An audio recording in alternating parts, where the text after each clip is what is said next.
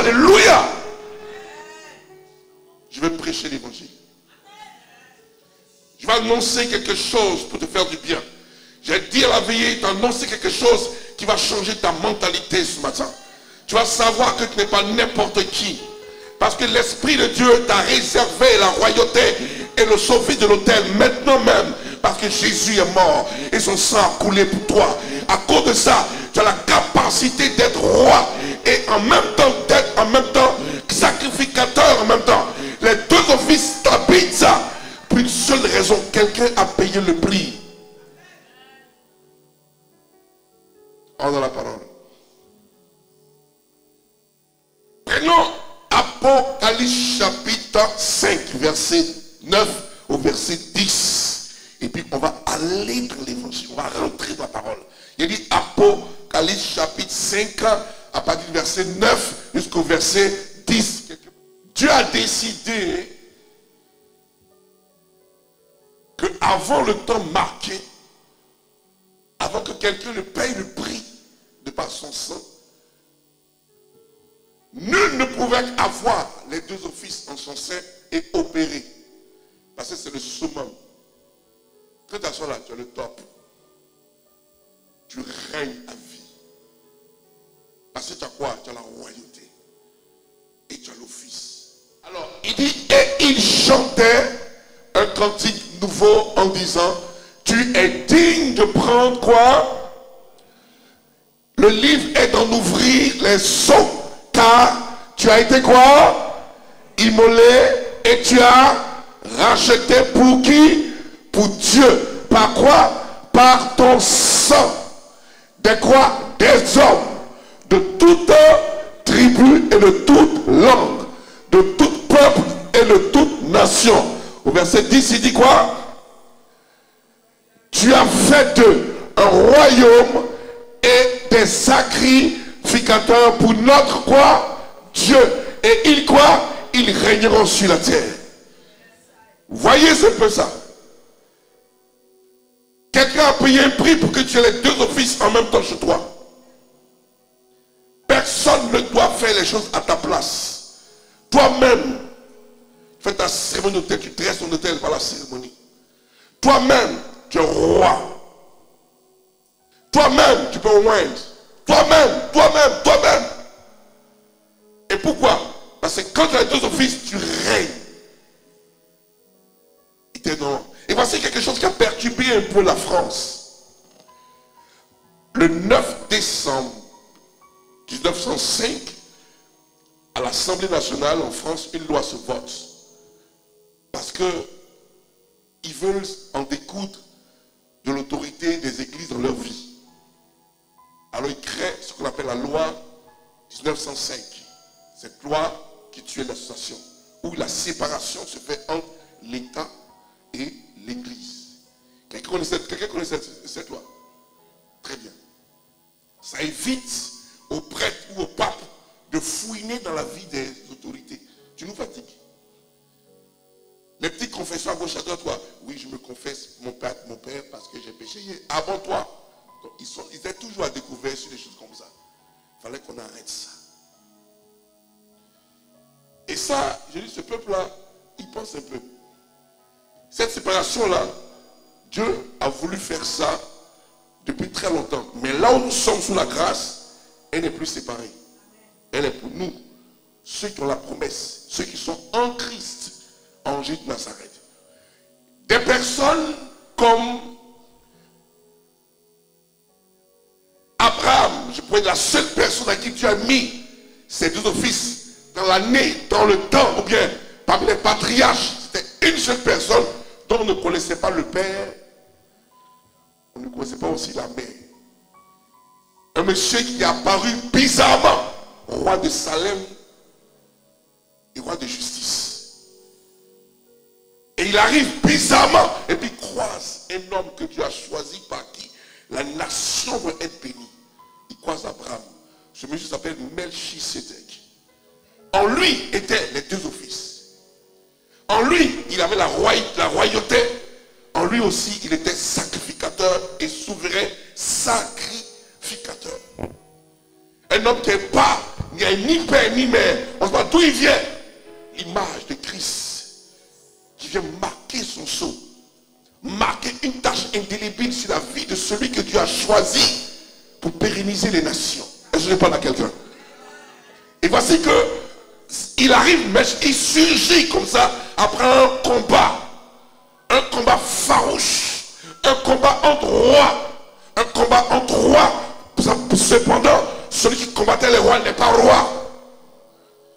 Avant n'a jamais été roi.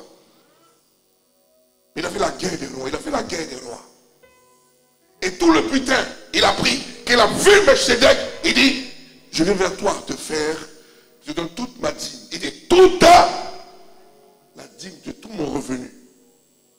Aujourd'hui, c'est 10%, on prend son mort sur la paye. On dit tout le revenu, tout cap, tout, tu prends ta société, tu me fais dîme. Dis amen. Non, dis amen sérieusement. Il faut dire, j'ai fait toute la dîme dans tout. Alléluia. Et lorsque Abraham voit Melchisedec, il est mystifié. Il dit, tu sais d'où? La gloire sur lui. Et pendant qu'Abraham emmène la dîme, le sacrificateur commence à aller dans le pain et le vin. Pour que tu puisses toi te sacrifier aussi. Regarde, voilà la cérémonie. Et il voit Abraham et il bénit Abraham. Il bénit Abraham. Toute personne qui bénit quelqu'un par imposition d'aimer lui transfère quelque chose. Dieu a choisi Abraham par rapport au peuple, choisi pour les nations. Et il amène Melchisedec qui a la royauté et qui a la sacrificature. Et il croise Abraham que Dieu a choisi. Et il bénit Abraham. Et il transfère à Abraham la royauté et la sacrificature. Pendant qu'Abraham lui donne la dîme que ses fils qui étaient dans le règne d'Abraham devaient faire plus tard, Abraham reçoit en son sein, dans ses gènes désormais, la royauté et la sacrificature. Pourquoi? Parce qu'un roi qui est là, il doit faire des rois. Et Dieu a dit, de toi Abraham, des rois sortiront. Cependant, il n'y a pas de roi à toi. Pour que ma parole s'accomplisse, il faut que je te mette un gène de royauté en toi. Je t'emmène Melchisedec pour te communiquer la royauté. Abraham devient roi dans le sens, mais il ne manifestait pas la royauté. Il ne comprend pas. Il est sacrificateur, il ne manifeste pas ça. Soit posant l'autel et puis il avance. Et plus tard, il fait son enfant. Il fait Ismaël, il fait Isaac. Et ça continue. Dans lui, le sang royal et le sang sacrificateur coule. Il fait Isaac, il communique ça par son sang. Il fait Jacob, c'est parti. Mais regardez qu'en fait, c'est son petit-fils qui va commencer à manifester ce qu'on appelle par exemple la première sacrificature. En Genèse chapitre 49, la Bible dit que, tu peux avoir ça, Genèse 49, la Bible annonce que celui-là, Jacob a commencé à bénir. Genèse 49, verset 10, si vous ne comprenez pas, Jacob a commencé à communiquer, à bénir ses enfants, un à un. Il va donner, il va séparer les deux. Parce que lui, il savait qu'il a reçu. Il a reçu ce que son père lui a donné. Mais l'Esprit de Dieu va pousser Jacob à ne pas joindre les deux offices dans un enfant. Il bénit chaque enfant et il permet à un d'avoir la royauté. C'est-à-dire c'est Judas. Et l'autre, la sacrificature, c'est Lévi. Et il travaillait ça tout le temps. Israël travaille sur les deux offices. Il a séparé celui qui s'amuse à travailler les deux à la fois. En même temps, il a un problème. La première personne qui a eu l'erreur de le faire, vous la connaissez? Saül. Saül le roi, c'est son office. Ça s'arrête là. Son prophète, c'est Samuel. C'est tout, frère. Fais ta part et fais ma part. Parce que Saül va commencer à pouvoir avoir un droit. Il est content, il est content, il est content au point où il va commencer à dire, je suis capable de faire ça aussi. C'est les erreurs que beaucoup font aujourd'hui. Tu donnes un travail, tu fais tout à la fois. Tu fais pour ton camarade, tu trouves ça choque ton groupe. Il dit, papa, tu m'as donné de faire ça, laisse-moi y faire. Si tu as déjà fait, il faut faire tout et dans ça fini. Et c'est ton rôle de jouer au piano. Bon, jouer au piano, ça a fini. Et puis presque en même temps, ça a fini. Qui t'étend? Tu prêches, tu prends ma basse, tu joues basse. Bon, fais ta basse.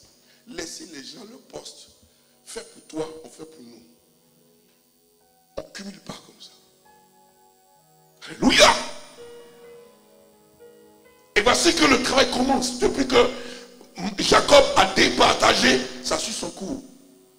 En Israël, chacun réfléchit. Et voici que le peuple de Dieu disait, mais vraiment on ne peut rien faire. On veut, même nous on est rois là, on veut d'aller voir les Lévites pour aller faire nos sacrifices. Les Lévites étaient considérés. C'est eux, les enfants d'Aaron. C'est eux Aaron. C'est eux les gars. Ils étaient considérés parce que c'est eux qui faisaient le sacrifice, qui quittaient les parvis dans le lieu saint et très saint. Même tu es roi, mais il va te donner ton taureau. Tes péchés seront pardonnés. Chaque roi avait son Lévi. C'est comme ça fonctionne. Et puis les rois les respectaient. Parce que c'est un office sacré. Saül se lève. Il s'en va. Il va commencer à faire les sacrifices. Ben, Samuel en retard. Samuel dit, mais qu'est-ce que tu fais? Saül, en Samuel chapitre 15. Qu'est-ce que tu fais? Il dit, mais tu venais pas moi y faire. Il dit, tu as fait. Comme tu as fait là, c'est comme ça ton royaume est déchiré. C'est fini. Toi, c'est fini pour toi. Mais il a fait quoi? Mais tu ne venais pas y faire et c'est mauvais. Dieu est content, c'est ton rôle. Tu es roi, tu cumules ça pourquoi? Qui a payé le prix? Parce que pour cumuler ça là, c'est le sang des taureaux qui ont mettre ça. Non, il y a mieux que ça. N'importe qui ne joue pas avec ça. Il n'est pas le seul. Ça, c'est ce que Jacob a relâché sur Jacob, sur Judas. Il dit quoi? Le sceptre ne s'éloignera point de Judas, ni le bâton souverain d'entre ses pieds. Mais Judas, c'est ton roi, mon ami. Il continue jusqu'à ce que vienne le Shiloh, le sauveur. Le Shiloh. C'est-à-dire, Dieu dit, il ne peut pas cumuler deux postes tant que le Shiloh n'est pas encore venu. C'est le Shiloh seul qui est capable, comme Melchizedek, de faire ça. Sinon, vous là, chacun prend une royauté, l'autre prend une sacrificature. C'est ce qui s'est passé. Alléluia! Dans le livre de 2 Chroniques 26, verset 16, une histoire se lève contre Osias, jeune serviteur de Dieu, pour le voir à 15 ans. Osias commence, quand son papa meurt, il prend le pouvoir. Il dit à ça, ma fille, mais ça, 2 Chroniques 16, 2 Chroniques 26, après du verset 16. On va lire ça ensemble. L'histoire, la voilà. Osias prend le pouvoir à 15 ans et il aime le Seigneur. Il fait tout ce qui est bien pour Dieu.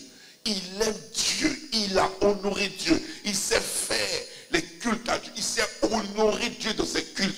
Dieu l'aimait et Dieu l'approuvait dans tout ce qu'il faisait. Il aidait, il construisait, il dépannait. Il était fort, puissant. Tous les peuples avaient peur de lui. Les Amoriens, tous ceux qui étaient là, les Égyptiens, ils avaient tous peur de ce monsieur. Mais lorsqu'il fut puissant, lorsqu'il est monté jusqu'en haut, lorsqu'il a senti qu'il a été puissant, il a le pouvoir, il a fait une bêtise. Mais lorsqu'il fut puissant, son cœur se leva pour le perdre. L'orgueil a commencé à le prendre. Son cœur se leva pour le perdre. Il pécha contre l'Éternel, son Dieu. Et il entra dans le temple de l'Éternel pour brûler quoi? Les parfums sur les autels de parfum. On l'a envoyé. Attends, est-ce qu'on l'a envoyé? Toi, tu es roi. Il n'y a pas de Lévi ici pour vous. Descends un peu, ma fille. Le sacrificateur Azaria entra après lui avec 80 sacrificateurs de l'Éternel. C'est le chef, le soin sacrificateur pour le moment là. Il rentre avec 80 sacrificateurs derrière lui. Ils vont parler au roi. Continue ma fille. Là, il dit homme courageux. Un homme qui parle d'Azaria, c'est un homme courageux qui s'opposait au roi Osias et lui dit, tu n'as pas le droit. Dis à quelqu'un, tu n'as pas le droit. Tu n'as pas le droit d'offrir des parfums à l'Éternel. Ce droit appartient à qui? Au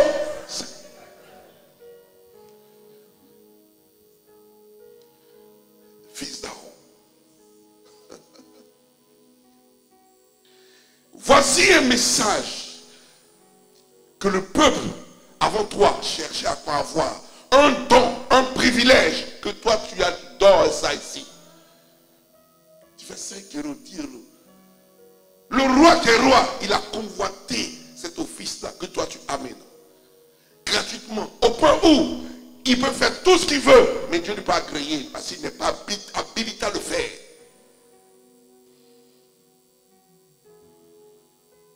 Tu n'as pas le droit aux fils d'Aaron qui ont été consacrés pour les offrir. Sors du sanctuaire. Le pasteur cafouille le président. Allez, sors! Il voit des pasteurs, ils sont pasteurs. Bon, ça maintenant sous la grâce, c'est possible maintenant. Sors du sanctuaire car tu commets un péché. Et cela ne tournera pas à ton honneur devant l'Éternel ton Dieu. À la suite, on avait dit qu'il était frappé de la peste. Il est mort de la peste. Parce qu'il a permis de jouer avec le fils de l'autel. Je vais dire ici à quelqu'un. Ne joue pas avec ton autel. Tu n'es pas prêt? Tu n'es pas prêt. Vous savez, on ne vient pas à l'église. Je vais toujours rappeler ça à des personnes ici. On ne vient pas aller à l'église. On vient au culte. On vient offrir à Dieu. On vient jouer le rôle d'Azaria et les 24 sacrificateurs. On vient au temple pour offrir à Dieu. C'est notre rôle. L'église, aller à l'église, c'est rendre visite à ton frère le soir et en semaine. Parce que tu es église, il est église. Rendez-vous visite, église. Venez offrir à Dieu dimanche. Venez donner un culte à celui qui garantit votre vie et votre souffle. Celui par qui vous vivez. Celui qui peut garantir ton intimité. Celui qui te couvre malgré ton péché. Car il dit l'amour de Dieu couvre une multitude de péchés. Ne joue pas avec ce dimanche, car ce dimanche est préparé toute la semaine. Depuis le lundi, commence ton office. Des personnes qui sont là, qui veulent avoir les deux à la fois. Dieu connaît, Dieu sait que s'il donne les deux là au roi là, mais le pays est gâté. Il y a quelques personnes. On dit il rentre au temple. Puis il prend, puis il fait les parfums, il rentre. Il ne considère même pas qu'il y a les parvis. Or dans les parvis là, c'est ta chair, c'est ton caractère. C'est dans les parvis. Dans les parvis, il y a le vase de terre, il y a le vase de bois et il y a la cuve d'eau. Ça reste là. Toi qui n'es pas bien converti là, reste dans les parvis quand tu es converti. Détruis ta chair, travaille là, retourne les hôtels des parents jusqu'à ce que tu laves ta main à la cuve d'eau. Lorsque tu es bon là, tu es rentré au salon, dans le sein. Et puis tu vois les chandeliers, tu vois le plein de propositions. Tu dis, je suis arrivé un peu, hein, et tu es là. Et on te voit, tu as un petit lumière là, on met ça dessus, paf. Tu fais partie du chandelier, tu fais partie des chandeliers. Le pain là, c'est ton sacrifice. Je l'ai pris. Commence à travailler ton pain maintenant. Tu commences à voir, à partir de ton pain de l'alliance. Maintenant, il y a un coin. Pour arriver là-bas, c'est dangereux. On dit, là-bas, là, il y a l'arche, l'alliance, l'hôtel des parfums. Tu vas là-bas. C'est là, lui, le roi. Il saute par vie. Il saute ici. Et il va au très très saint. Alors, il dit, sors. Sors de là. Toi, tu tiens garde un pécheur comme toi, reste dans les parvis. Tu vois que le très saint, il dit, tu vas te faire taper par Dieu. La Bible, à la suite du verset, la la colère embrasa Osias pour pouvoir cafouiller le sacrificateur. La peste l'a tapé net. Même quand elle a te toucher. C'est très important ce que dit bien-aimé. Saül a eu le coup d'échéance. Osias a eu le coup. C'est dangereux. Ils ont eu peur. Chacun ne voulait plus faire ça. Chacun à sa place. Jusqu'à ce que Jésus arrive. Mais Jésus arrive là. Comment c'est passé? Il faut qu'on sache ça. Jésus est né d'une femme comme Marie. Joseph. Voilà l'histoire de Joseph. Mais Marie, d'où il vient? Pendant que leur patriarche Jacob a dit Judas. On dit Judas quoi? Fils de David. Voilà. Donc, descendant de la tribu de Judas. Fils de David. Descendant de la tribu de Judas. Donc, Jésus étant roi, parce qu'il sort de la tribu de Judas, il n'a pas le droit de pouvoir être sacrificateur. Donc là, il faut que Dieu fasse quelque chose là. Et Joseph, là, il vient là-bas. Donc, il faut que Dieu crée quelque chose pour qu'il ait les deux. Il est venu avec un. Mais c'est mal connaître Dieu. Il cherche comme ça, il voit Marie, elle est vierge. Il jette sur Marie quelque chose. Il dit Gabriel va prendre Marie. Parce que Marie, elle n'est pas Judas. La Bible dit que Marie, plus tard, il y a aussi, lorsque l'ange visite Marie, il dit je te salue femme, car tu as trouvé grâce auprès de Dieu. Elle pensait que c'est parce que non, c'est parce que tu es Lévi. Il arrive. Tu seras enceinte. Et tu vas concevoir. Et le saint enfant là sera le fils de Dieu. Elle dit que ta volonté soit faite. Quand c'est passé, il a dit ta cousine Élisabeth est enceinte. Même moi, Luc 1, verset 5, allons-y. Du temps d'Hérode, roi de Judée, il y avait un sacrificateur nommé qui? Zacharie. D'accord? De classe d'Abia, sa femme était quoi? Dans les filles d'Aaron. Sa femme était dans les filles d'Aaron. Dont le papa d'Élisabeth était sacrificateur. Donc elle est fille de sacrificateur. Et Élisabeth, là, c'est sa cousine qui est Marie. Donc ils sont de même famille. Donc Marie aussi est la tribu de Lévi. Donc Dieu ayant donné la royauté déjà à Jésus au travers de David, va associer le deuxième office en passant par Marie. Et lorsque il naît de Marie, il a en lui les deux sangs. Le sang royal et le sang pour sacrificateur. C'est pour ça que lorsqu'il sort de là pour aller se baptiser, la personne qui était sacrificateur lui a dit, du jour où tu es Jean-Baptiste, je ne peux pas te baptiser parce que tu as les deux, moi il y a un. Tu as deux, moi il y a un. Donc c'est à toi de me baptiser. Tu es trop dangereux. On t'a donné deux, moi il y a un. Il dit, fais comme c'est décidé. La suite, je m'en vais. Sauf que, lorsqu'il baptise Jésus, l'Esprit emmène Jésus pour pouvoir le travailler dans le désert. 40 jours et 40 nuits. Derrière ça, toujours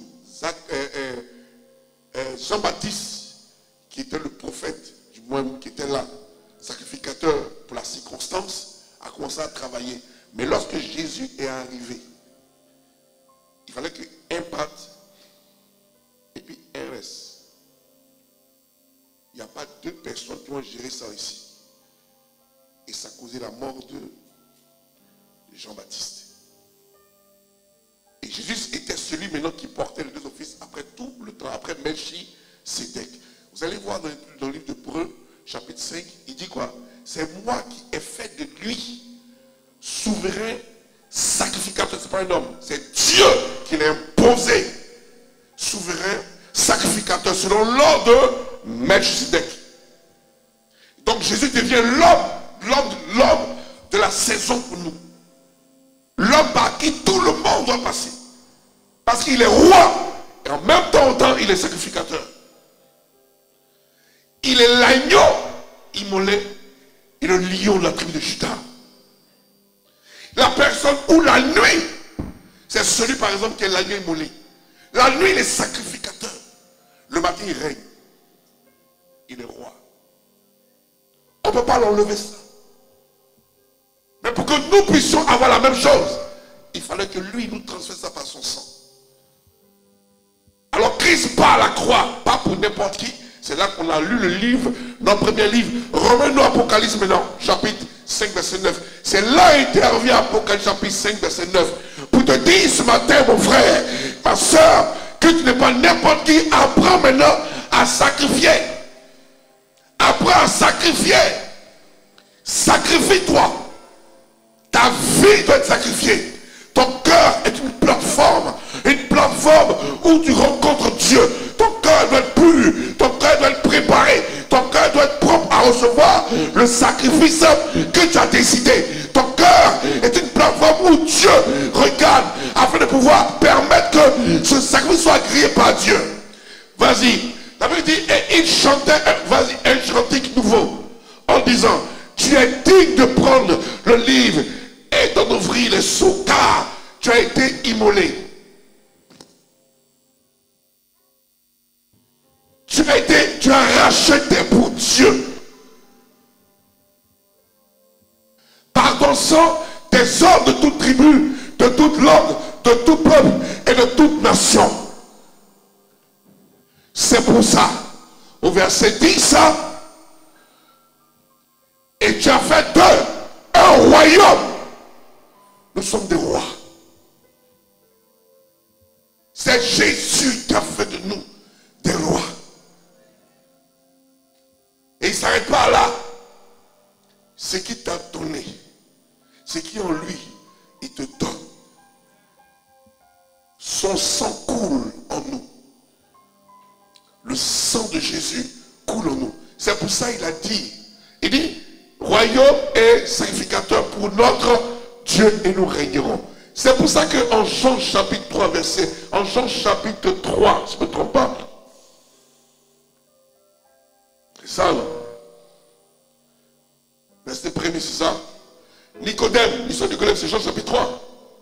La Bible dit que de soir, de nuit, un sacrificateur nommé Nicodème, docteur de la loi, un pharisien, docteur de la loi, vient voir Jésus de nuit, où il est en train de pouvoir être sacrificateur, où il sait qu'il est l'agneau immolé, où il sait qu'il peut payer la parole de Dieu, il connaît son office de nuit. Ce docteur de la loi vient le voir pour dire, je crois que tu es Dieu, je sais ce que tu fais, c'est de Dieu. Mais je ne comprends pas. Comment ça se passe, ces choses-là? Il dit, tu es docteur de la loi et tu ne sais pas ce qui se passe.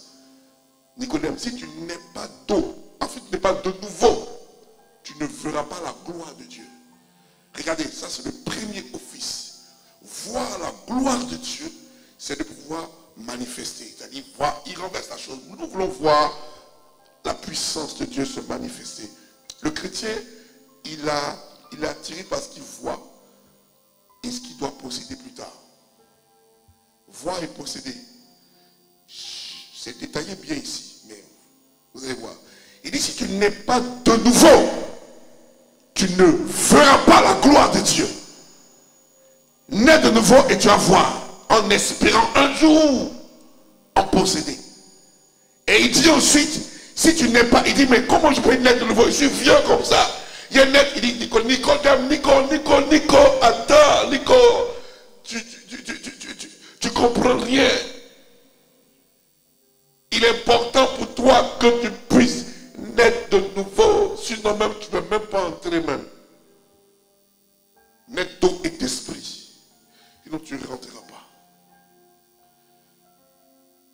Le mot rentrer veut dire c'est royaume, tu rentres. Voir, c'est peut-être sacrificateur. Mais il faut voir pour immoler. Il faut entrer pour faire partie du royaume. Tu ne peux pas. Tu vas beau faire, tu ne passes pas par moi. Tu ne peux pas faire les offices que tu veux faire. Ton école que tu fais là, c'est zéro. Ils vont servir Satan. Si tu ne te baptises pas, sois né, accepte Jésus pour espérer avoir l'héritage des saints. Accepte Christ. Au moins tu as espéré quelque chose. Ton salut sera assuré. Et dans votre chose, il faut profiter de la chose.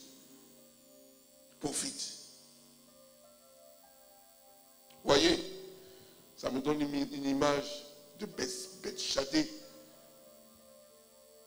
On lit le Luc où Jésus dit à ses disciples, allez dans le village à côté. Il y a un danon qui est là, qui est attaché. Détachez-le. Le mot. Si le maître demande, si quelqu'un demande, le maître en a besoin. Cette image-là, ça va me donner. Non. Il y a des personnes qui sont sauvées, ils sont attachés. Ils sont victimes des hôtels, quand même, ils ont leur salut. C'est problème pour eux. Quand même, laisse tomber dans leur prière. Bayon de Barari. C'est quoi ça? Facture. Ah! Vacances 1, il ne connaît pas mon ami.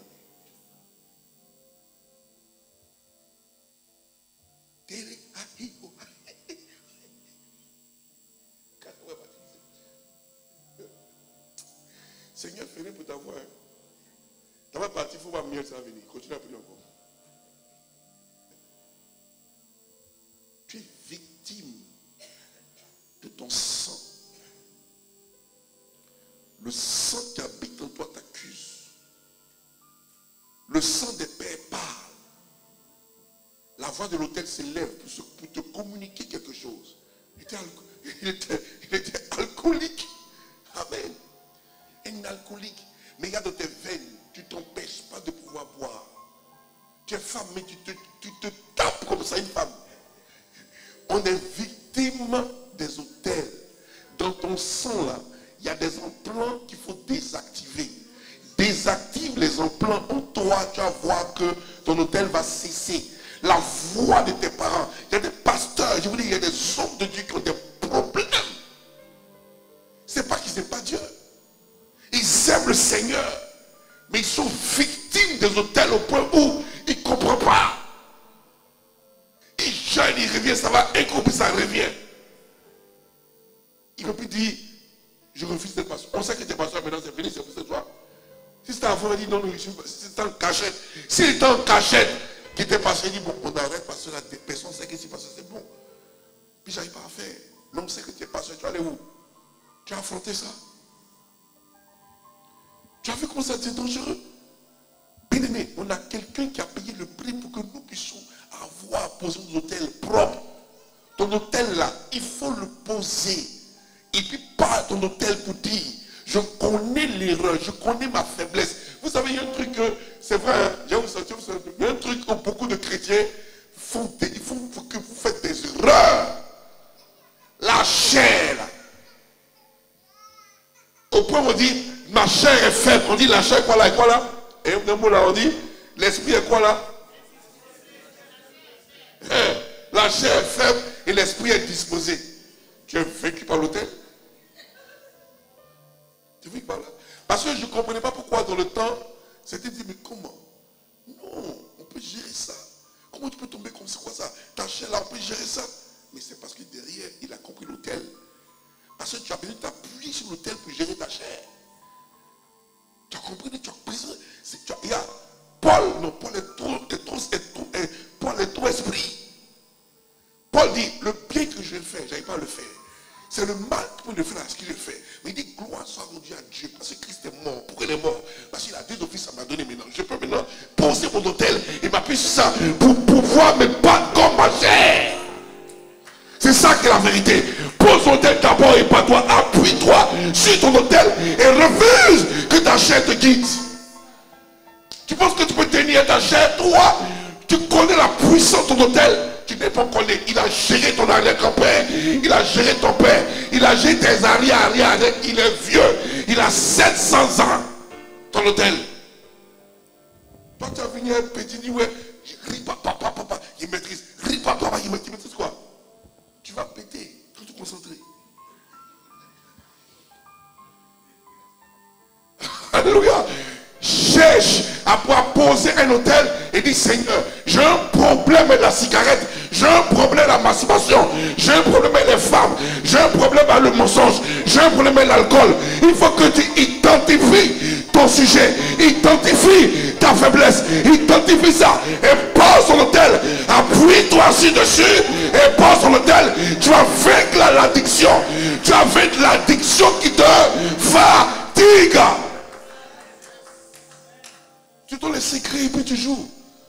Tu vois que c'est impressionné, mais sors, adultère, sors au nom de Jésus. Au nom, d'abord le pasteur va ton truc et puis toi, tu as un problème. Parce qu'on chasse adultère. Quand on chasse impudicité. Moi, sur la délivrance, on ne chasse pas impudicité. Un pasteur de Dieu, je te dis, allez voir nos gens là. Il n'y a pas ce coup, c'est pas sec ainsi. Il faut lui parler. On ne chasse pas adultère. On ne chasse pas alcoolique. Laisse le gars voir. Non. J'enseignais ici. Rien dans YouTube. Mais sur ces vidéos, vous allez voir. La chair qui est là, ça t'appartient. Ce n'est pas un démon. Toi, tu achètes ta chair. Chasse ta chair. Non. Mais la manifestation de la chair est une nourriture pour le diable. Tu nourris le diable dans l'impudicité. Tu nourris le diable dans le mensonge. Tu le nourris dans l'adultère. Tu le nourris dans l'alcool. Il bouffe l'odeur. Le diable, c'est l'odeur qui l'intéresse. L'action que tu fais là a des odeurs. Et le diable dit, ah, j'aime ce parfum. Continue ton impudicité. J'aime ça. Et quand tu finis, ils sont prêts, ils te suivent comme ça. On est content parce que si tu as nourri hier, il va te suivre demain. Dis amen à ça. Alléluia. Toi, tu penses que tu vas nourrir quelqu'un, il va te laisser. On va prendre un exemple. Sors tout de suite, va à la chapelle. On a qu'à te reconnaître un jour. Chaque vendredi, donne l'argent. Vendredi, donne l'argent. Ils vont reconnaître ta voiture. Quand les gars, ils sont comme ça. Viens. Les démons sont pareils. Ils sont coucou comme ça. Quand tu as péché une fois, il dit le gars m'a nourri. Le roi est possible. Viens. Et ça vient.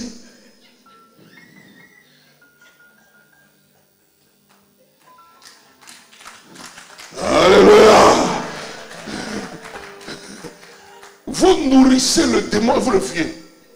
Entendez? Si tu le nourris, il va te suivre toujours. L'homme qu'on nourrit, il cherche son puisseur, il cherche son nourrisseur. C'est pour ça que je dis, lui qui t'a enseigné que tu as jeûné pour chasser l'addiction, tu as dit maigre. Je ne chasse pas l'addiction, c'est autel. Tiens mon frère, il faut dire c'est autel. C'est une question d'autel. Donc il faut localiser ta faiblesse. Et puis l'autel va se gérer de ça.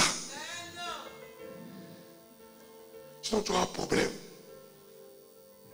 Arrêtons, soyons sérieux. On a quoi? La royauté. On a quoi? Le sacrifice. Maintenant par rapport à la royauté, ce que tu déclares arrive. Oui. Ce que tu déclares arrive. La Bible dit dans le livre de Montesquieu, la Bible dit dans le livre de Colossiens chapitre 1, verset 12. Il dit, c'est l'Éternel, c'est Dieu qui nous a rendus capables d'avoir part à l'héritage des saints dans la lumière.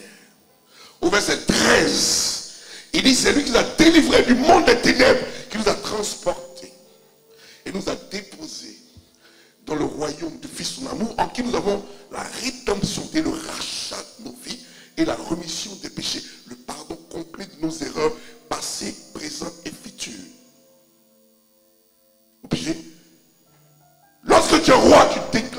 parole. Cela arrive. Elle va autoriser. Il dit la mort et la vie sont poids de la langue. Celui qui lève en mangeant les fruits. Oh, mais il t'enseigne l'autel. Bien-aimé, il m'a sauvé, ça peut te sauver. On l'acclame de très fort, alléluia.